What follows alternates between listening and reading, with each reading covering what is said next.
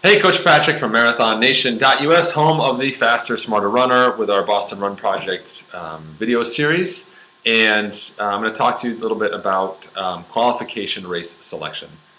Now remember, hopefully you've not just skipped to this part, you've actually gone back to the previous part. You're working incrementally the way that I wrote the guide. And you are thinking about your race from the perspective of, hey, I'm picking a race based on my fitness and my fitness gap, okay? Everybody wants to qualify, everybody wants to be fast.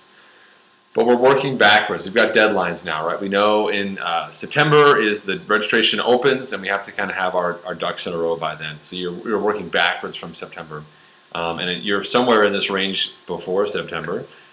And you've identified your fitness gap, and now we have to figure out how much time you need. And you know that you either need 4, 8, 12, or 16 weeks worth of training, perhaps even more, depending on your current health situation with ability to train and absorb that training. But all of that sort of coachy stuff aside, the biggest thing about picking that race is finding a race that will help you be your best.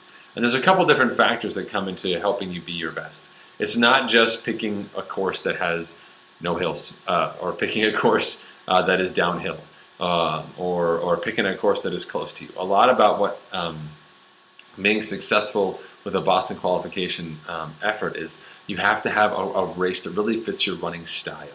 Okay, and not a lot of people talk about this. Right? I mean, everyone goes out and picks a flat race. Running on a flat race, actually, for me personally, doesn't do me any good. I actually run a little more slowly on a flat course than I do on a rolling course. I respond better to changes in terrain, as opposed to running on simply a flat course where I'm constantly, in the same position, same part of my foot hitting the floor, etc. It does too much to my body. I can't do it, right? Another consideration for me, I'll just use myself as an example. Another consideration for me is the temperature. I'm a bigger guy. I'm 185 pounds on race day. I'm carrying a lot of mass, and the hotter it gets, the harder it is for me to race to my potential. So I'm looking at races that are cool, or at least tend to be run early in the morning, say, that are not super hot. So speaking of early in the morning, like the Walt Disney World Marathon, for example, starts very, very early. That's an opportunity for me to run when it's not so hot. It gets hotter later, but I get a bunch of miles in when it's not so hot. Fall marathons in general are a great opportunity for you to qualify, so you can do a good job of qualifying for the future year. But those of you trying to qualify now, within the context of, wherever you are now in September, knowing that you're heading into the summer months, there's some extra considerations in there around fueling and hydration, etc., for you to take into account, because, you can have all the fitness, you can have the perfect build-up and a great taper, but if you can't put it all together on race day, you're not going to have the qualification effort that you want. Now, I'm not going to talk about race execution and pacing and nutrition here. That's something for a different resource area.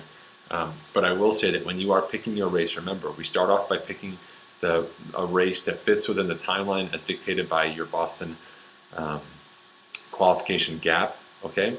And then after that, we try and customize that race to fit your running style, okay? So as you're thinking about your races and so on and where you want to qualify, remember, proximity, budget, there's lots of other factors that come into picking a race, but there's also a healthy amount of you in that race selection.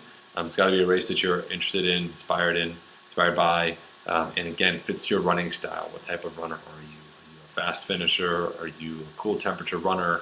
Are you a rolling hill type runner, etc.? So think through that as you're determining your race. It'll go a long way to make sure that you have the best possible race when it matters most at your qualification effort. Thanks, folks. Coach Patrick from MarathonNation.us signing off, home of the faster, smarter runner. I'll see you guys soon.